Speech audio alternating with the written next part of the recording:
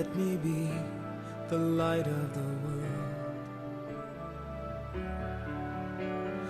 Lord, you call me the light of. 오늘 본문 말씀에는 죄인인 인간의 탄식이 절절하게 나옵니다. 로마서 1장 2장에서 인간이 죄인임을 고발하고 강하게 질타했잖아요. 모든 인간은 죄인이다 맹공을 퍼부었습니다. 그리고 3장에서 죄인을 구원하시는 하나님의 의 복음을 제시했습니다. 이제 다시 비슷한 사이클로 7장에서 죄의 심각함을 말하고 8장에서는 그 죄인을 자녀 삼아주시는 하나님의 사랑, 복음을 말합니다. 그래서 이 7장은 복음이라는 그 정상에 오르기 전에 마지막 고개, 마지막 난코스라 할 수 있습니다.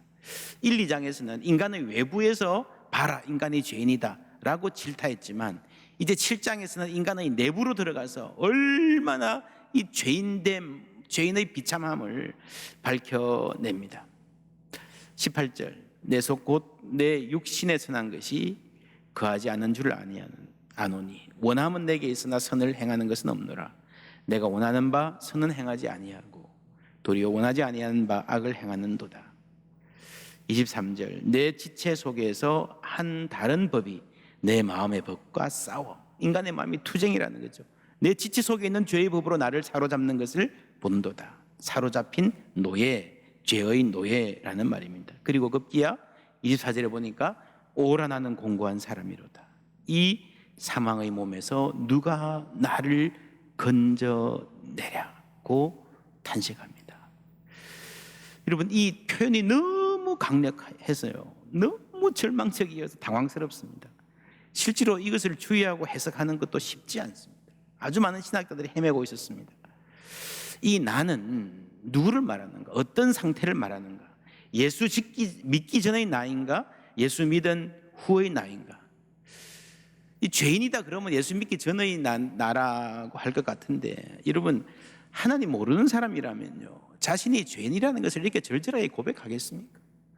원함은 내게 있으나, 간절한 그 원함을 고백할 수 있겠습니까? 예수 믿기 전의 사람이라면 내가 뭘 잘못했는데, 내가 뭐 죄인이야, 고개 빳빳이 들 거잖아요. 그런데 예수를 믿고 난 이후의 사람이라면요, 그래도 그리스도인인데, 거듭났는데 이렇게 죄에 약하고 무력할 수 있나, 노예라고 할 수 있냐 하는 질문이 생깁니다. 그래서 오늘 이 본문은요, 신약에서 가장 어려운 본문 중에 하나입니다. 이 질문에 교부 어거스틴은 이렇게 답했습니다. 인류의 삶을 네 단계로 나눌 수 있다. 율법 이전의 나, 율법 아래의 인간, 이제 이스라엘이죠. 율법 이전은 아담, 즉 존재. 세 번째, 은혜 아래 있는 그리스도인. 그런데 네 번째는요, 신앙이 성숙해서 평화를 누리는 단계가 있는데, 이 로마서 7장의 나는 이 세 번째 단계, 예수를 믿기는 했지만 자신이 죄인인 것을 알지만 아직 평화를 누리지는 못하는 그리스도인이다 라고 말했습니다. 말이 되는 것 같아요. 그런데요, 바울이 지금 나라고 1인칭으로 말하잖아요. 그죠? 이 나가 로마서를 쓸 때의 바울인가, 은혜 아래 있지만 아직 평화를 누리지 못하는 미성숙한 그리스도인, 나의 탄식인가? 이렇게 생각하면 좀 문제가 있어요. 그죠? 그렇지 않은 것 같아요. 어거스틴이라는 사람이 자신의 경험으로 이 3단계의 경험을 말하는 것은 이해가 되는데, 바울이 이 편지를 쓸 때에 실제로 이런 상태에 있었을 것 같지는 않습니다. 그렇다면요, 아주 심각한 문제가 생깁니다. 왜냐하면 이제 바로 8장에 가면요, 아주 강한 확신과 기쁨을 막 표현하는 거거든요. 하나의 가능성은요, 예수 만나기 이전의 나를 예수 만나고 난 이후에 내가 바라보면서 묘사한다는 거죠. 여러분 철들기 전에 의 나를 철들고 난 내가 현재의 시각으로 바라본다는 거죠. 그런 점에서 이 나는요, 바울의 어떤 실제 상태라기보다는 설명하기 위해서 만든 가상의 나입니다. 가상의 나. 이것은 당시에 일반화되었던 프로소포포이아라고 하는 다른 인물이나 사물의 목소리를 빌려서 말하는 수사적 기법. 당시에 연설가들이 아주 이런 기법을 자주 썼습니다. 다른 인물에게 들어가서 이순신 장군, 김유신, 세종대왕 이 말하게 하는 거죠. 내가 세종대왕 입장에서 후손들에게 말하는 거죠. 바울 역시 지식인으로서 이런 수사적 기법에 능통했습니다. 여러분, 김소월의 시 나보기가 역겨워 가실 때에는 여기서 나는 누굽니까? 남자입니까? 여자입니까? 나보기가 역겨워 가실 때 영변약산 진달래꽃 뿌리는 이 나는 남자예요? 여자예요? 고등학교 때 공부를 열심히 하신 분들은 이 시의 나가 여성이라고 배운 거 기억나실 겁니다. 김소월은 남자예요. 그렇죠? 김소월은 남자인데 여자의 입장에서 쓰는 거예요. 다른 사람 입장에 들어가가지고 교회에서 예배 드릴 때 참회의 기도를 할 때에 목회자가 신앙적인 갈등과 회의를 구체적으로 내어놓습니다.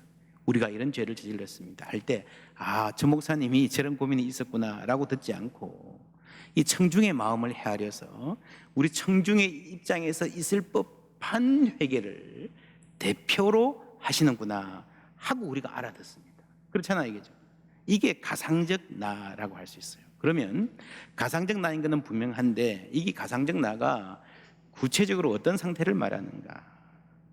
크게 두 가지 견해가 있습니다. 율법 이전의 나, 아담적 자, 아니면 이스라엘. 어거스틴의 그림으로 설명하면요, 율법 이전의 1단계의 나, 아니면 율법 아래의 나인가가 사실 학자들 가운데 논쟁이에요. 근데 아주 권위 있는 주석 때 무라고 하는 사람의 주석에 따르면요, 이 해석은 21절의 해석에 달려 있습니다. 21절에 보면요, 그러므로 내가 한 법을 깨달았노니 곧 선을 행하기 원하는 나에게 악이 함께 있는 것이다. 이 법, 우리나라 말에는 7장에 보면요, 율법이라는 말도 나오고 법이라는 말도 나오는데 영어로는 다 똑같아요. 전부 다 로예요. 로. 율법이라는 말이 따로 없고 로. 헬라어에도 노모스가 다 똑같이 나옵니다. 그러니까 요 21절에 이 법이 뭔가, 우리말로 뭐라고 번역해야 되는가? 이 그냥 법이라고 번역한 거는요, 그냥 하나의 원리를 깨달았다는 거죠. 이건 아담적 자의 모든 인간적인 고민과 연약함을 말하는 걸로 보일 수 있습니다. 그런데 여러분, 로마서 7장을 쭉 읽어보시면요, 일반적인 법이 아니라 율법이 주제예요. 율법. 계속해서 율법이 선하고 율법이 신령한데 왜 율법이 악한 작용을 하게 되었는가? 지난주에도 그런 말을 했잖아요. 그래서 21절 상반절은 제대로 번역하면 내가 한 법을 깨달았노니 이렇게 하면 안 되고 내가 율법에 대해서 이 사실을 깨달았다라고 번역해야 된다는 겁니다. 그러니까 7장에서 지금 바울이 말하는 것은 율법 그 자체는 선한 것인데 왜 그 선한 율법이 죄에게 기회를 제공하고 사망을 초래하게 되었나라고 말하는 겁니다. 톰 라이트라는 학자는 로마서 6장에서 8장의 저변에 이스라엘의 스토리가 흐르고 있다고 이야기합니다. 여러분, 지난주에 세례는 홍해를 건넌 이스라엘이다, 그죠? 홍해를 건넜어요. 그 다음에 어디로 갑니까? 시내산으로 가는 거예요. 신의 율법은, 7장은 율법 이 주제고 시내산에서 율법을 받은 이스라엘, 그리고 8장은 이제 노예 상태를 완전히 벗어나서 구원의 완성을 바라보는 희망 가운데 있는 이스라엘을 말하는 겁니다. 그러니까 6장에서 홍해를 건넜고 7장에서 시내산에 와 있는 거예요. 여러분, 시내산에서 무슨 일이 있었습니까? 모세가 율법을 받으러 올라갔는데 그 율법이 선포되는 그 소중한 순간에 여러분, 밑에서는 금송아지 만들고 우상 숭배했잖아요. 율법과 죄, 오히려 율법, 그러니까 이스라엘이 죄인이라는 사실이 너무 선명하게 드러난 순간 시내산 밑의 상황을 말하는 겁니다. 오라 나는 공고한 사람이로다, 이 사망의 몸에서 누가 나를 건져내랴 하는 것은 바울 개인이 아니라 우리가 통독하면서 구약을 쭉 읽으면서 이스라엘 역사 내내 그들이 얼마나 불순종하고 배반하고 남편을 배반한 아내와 같이 그렇게 살았는가. 뿐만 아니라 하나님께서 보낸 선지자들을 핍박하고 죽이고 했던 사실 우리가 보았습니다. 그러니까 그것만 보면 절망이에요. 사망의 몸 확실한 겁니다. 그런데 그 역사 가운데에, 그 죄악과 반역의 역사 가운데서 하나님께서 그리스도를 보내셔서 구원을 이루셨다는 역사적인 사실을 말하고 있는 것입니다. 그래서 로마서 7장은 심리학적으로 읽기보다 역사적으로 읽어야 됩니다. 지금 우리는 신앙을 너무 나의 개인적인, 내면적인, 심리적인 측면에서만 읽었습니다. 감정. 그래서요, 우리는 기분이 좋으면 구원의 확신이 있는 것 같고, 내가 뭐 좀 안 풀리고 막 벽에 부닥치고 꾸중듣고 그러면요, 하나님이 안 계신 것 같아요. 여러분, 이거는 이 하나님과 성경의 역사를 내 마음 안에서만 일어나는 일로 한정하려는 이 잘못된 습성이 들어있다는 거죠. 1960년, 63년에 하버드 대학의 크리스터 스탠덜이라는 교수가 그런 논문을 썼습니다. 로마서 7장의 주요 해석자인 어거스틴이나 루트를 보면요, 이분의 스타일이 독특하게 개인의 내면에 너무 관심이 많고 아주 민감한 사람들이었다는 겁니다. 어거스틴은요, 자신이 지었던 죄의 죄책감과 오랫동안 정말 치열하게 씨름했던 사람입니다. 루트도 그렇습니다. 그거는 좋은데 그렇게 사람이 너무 나를 들여다보는 일, 내면으로 파고들고 또 파고들어서 인간의 죄성과 연약함을 낱낱이 파헤치고 그 깊은 골짜기에 임하는 은혜를 고백하는 것은 참 귀한 일인데, 그러면서 너무 자기에게만 몰두하게 되었다는 거죠. 이 서구의 기독교가 이 성경하고 다르다는 거죠. 특히 여러분, 루터의 시대는요, 마틴 루터의 시대는 우리와는 완전히 다른 시대입니다. 그때는 세상에 태어나면요, 주위에 보이는 사람들 중에 그리스도인이 아닌 사람이 아무도 없습니다. 그렇죠? 독일 국민 전부 다, 유럽 시대에 산 사람 전부 다가 그리스도인이에요. 사람은 뭐 태어나면 전부 다 아기 세례를 받아요. 그러니까 주위에 아무리 살아도 평생 만날 사람들 중에서 세례를 안 받은 사람이 있을까요? 없을까요? 없어요. 그래서 여러분, 초대교회의 활력과 신앙의 중심은 세례였습니다. 예수 안 믿는 사람이 예수를 믿고 주님 앞에서 자기의 기존 삶이 무너지고 새로운 삶을 찾는, 무릎 꿇고 세례받고 변화되고 간증하고 그 새 생명 탄생의 기쁨이, 전도의 활력이 교회를 이끌어 가야 되는데, 여러분, 루터 시대는요, 전도할 사람이 없어. 성인 세례가 없어요. 성인 세례가. 그러니까 복음의 활력을 증언할 기회가 없는 거예요. 그래서 본래 초대교회는 세례가 중심이었는데요, 세례 줄 사람이 없으니까 그 자리를 뭐가 차지했는가 하면 교회의 중심 전례가 고해 성사가 되었습니다. 성직자들이 뭘 해야 될 거 아닙니까? 뭘 일을 해야 될 거 아닙니까? 세례 전도하고 세례 주고 양육하고 이런 거 안 하니까요, 회개해라, 고해해라, 자꾸 그걸 강조하는 거예요. 여러분, 회개는 필요하지만 그 고해 성사라고 하는 게 우리 신앙의 중심이 되면 어떤 일이 일어날까요? 마틴 루터는 누구보다도 열심히 고해 성사했습니다. 조그마한 죄가 떠올라도 찾아가서 고백하는. 그런데 그런 고백을 하고 나면 죄의식이 더 커지는 거예요. 나중에는 루터가 하루에도 몇 번씩 가가지고 고해를 해야 했습니다. 요즘 여러분들 손 씻는 횟수만큼 루터가 고해를 했어요. 그래도 불안하잖아요. 그래도 이상하게 루터는요, 고해를 하면 할수록 점점 더 어두움으로 갔다고 고백하고 있습니다. 그러면 어떤 사람이 되는가? 잎새에 이는 바람에도 나는 괴로워했다. 여러분, 이런 아주 민감한 감수성, 윤동주 자체는 순수하고 훌륭한 사람이지만, 여러분, 잎새에 이는 바람에도 괴로워하는 사람하고 한번 살아보세요. 굉장히 힘듭니다. 뭐 조그만 일이 있어도 뭐 죽겠다 그러고요, 뭐 그만둔다 그러고요, 뭐 너무 민감한, 이게 너무 민감하다는 말은요, 우리의 관심이 너무 나에게 쏠려 있어서, 나의 죄책감의 문제로만 쏠려 있으니까 이게 큰 그림을 놓치는 겁니다. 로마서 7장은 로마서 전체는요, 이 큰 그림, 하나님의 나라, 이 땅에 예수님이 오셔서 십자가와 부활로 이루신 하나님의 나라. 그래서 로마서 6장에서 우리가 이미 세례를 통해서 그 나라 백성이 되었다, 이제 홍해를 건너서 옛 생활, 이집트의 독재와는 전혀 관계가 없는 자유로운 사람이 되었다라고 하는 그 과정을 바울이 말하는 거예요. 그래서 로마서 7장은요, 우리의 내면을 헤집어서 좌절하게 하려는 것이 아니라, 이스라엘이 이렇게 심각했지만, 인간의 죄악이 이렇게 심각하고 탄식이 깊지만, 이게 아니라 하나님이 우리를 위해서 하시는 일, 이제는 하나님의 의가 나타났다라고 하는 그 맥락에서, 그 역사에서 이 우리 내면을 바라보아야 된다라는 거죠. 그거를 알 때에 나 자신의 마음 상태가 어떠냐가 아니라 하나님이 하신 일이 무엇인가를 알 때에, 그게 복음이에요. 하나님이 하신 일이 복음이에요.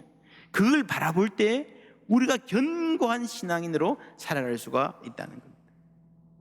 저는 로마서 7장 이 자아의 갈등을 읽을 때 이 적나라한 고백을 읽으면서요, 반 고흐라는 화가가 생각납니다. 해바라기라는 그림이 있습니다.